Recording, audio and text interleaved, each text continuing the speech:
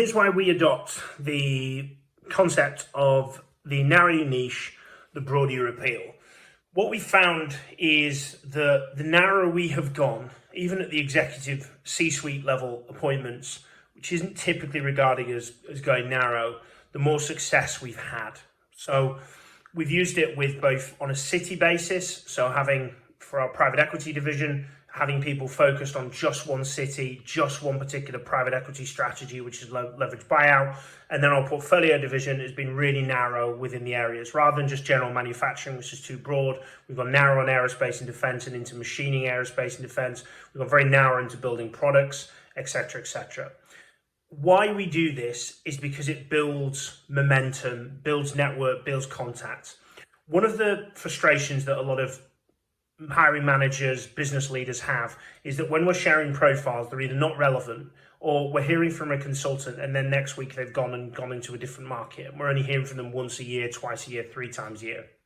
Believe it or not, we don't actually reach out to our prospects enough. I know there's a big e-shotting culture in the recruitment industry and we just bang out e-shots all day, but it's got to be relevant, it's got to be targeted, and it's got to be specific to the need that they could potentially have.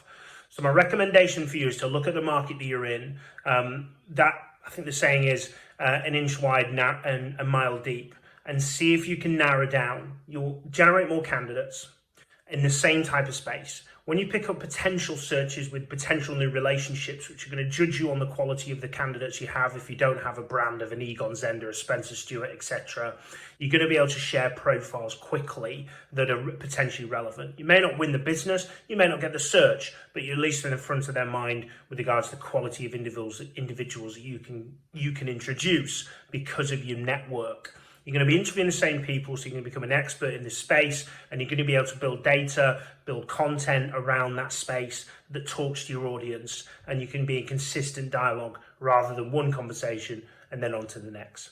So be narrow in the space that you operate in.